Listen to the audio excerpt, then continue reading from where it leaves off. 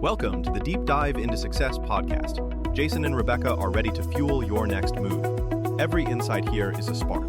Ignite change. Seize the moment. Take action today and shape your tomorrow. Check us out by listening. And if you like what you hear, don't forget to subscribe to receive notifications when new content is available. Okay, so if you feel like you're running that marathon towards success, but you keep tripping over your own feet, we really need to talk about this. We often look outside, right? The economy, maybe not having enough resources. But what we found, the insights we pulled for today, they show the biggest barrier. It's often not external at all. It really isn't. It's this cycle of, self-defeating behaviors. The hidden enemy, as you called it. Exactly. And look, for anyone trying to find that stability, that fulfillment, especially if you're starting out with, not much of the bank, this deep dive is critical. We need to dismantle those patterns, the ones that just guarantee you stay stuck. Because you are the source of your success, ultimately. But yeah, sometimes you're also creating your own biggest roadblocks. Right. Okay, let's unpack that, this internal resistance. Yep. Because these behaviors, they aren't like character flaws, are they? No, not at all. They're more like mental comfort zones. They feel safer maybe in the moment, but they actively stop you from getting to those bigger goals. They pretty much ensure tomorrow looks exactly like today. And they're sneaky. They hide themselves well. That's the fascinating part. How well they camouflage. So we need to actually name them, identify them. We've really zeroed in on 3 key traps. 3 big ones that derail progress, especially financially or in your career. Okay, first one, the procrastination prison. But hang on, isn't that just laziness? I think that's what most people assume. That's the common idea, yeah. But actually, no, it's more about emotional regulation, or rather, a failure of it. Emotional regulation? How so? You're not really avoiding the work itself. You're avoiding the difficult feeling that comes with the work. The anxiety, the boredom, the overwhelm. Okay, so the lie is? The lie is, I work better under pressure. We've all said that. Guilty. But the real cost, you delay things that build momentum.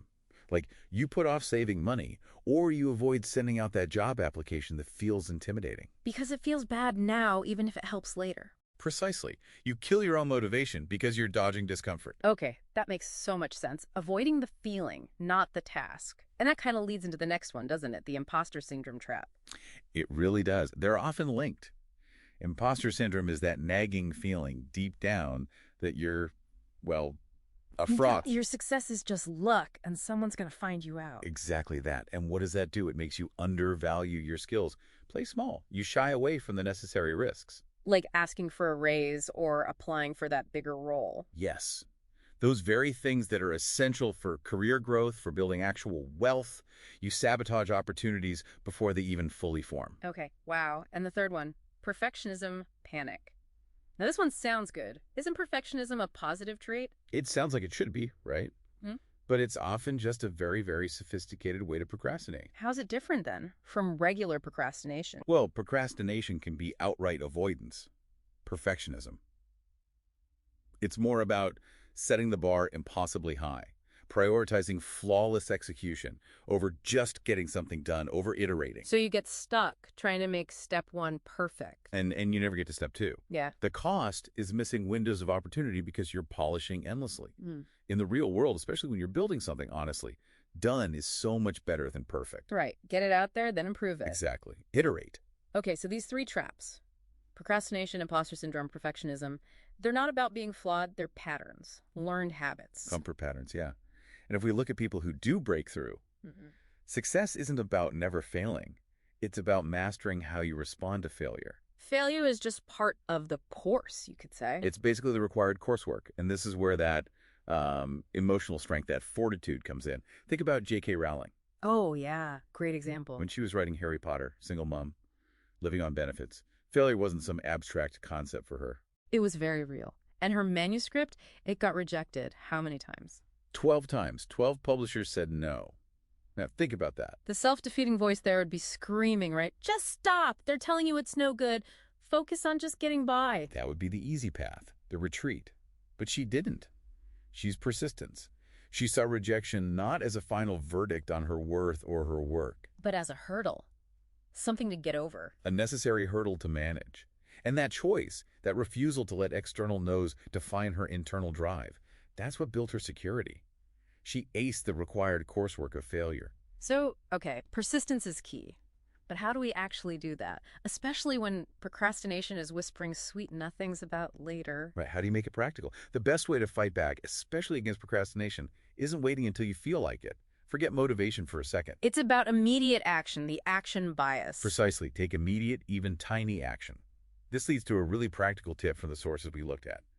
The 5-minute rule. The 5-minute rule. Tell me more. It's simple. If a task, or even just the first step of a task, can be started in under 5 minutes, Right. do it right now.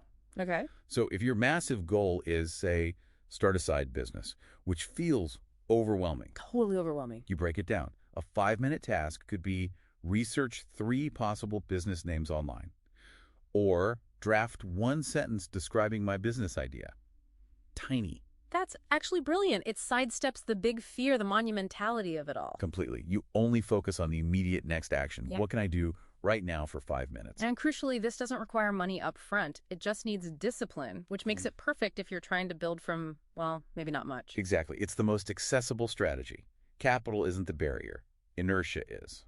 So when you stop letting these traps, procrastination, imposter feelings, perfectionism run the show. You shift from relying on maybe getting lucky someday to actually building a predictable system.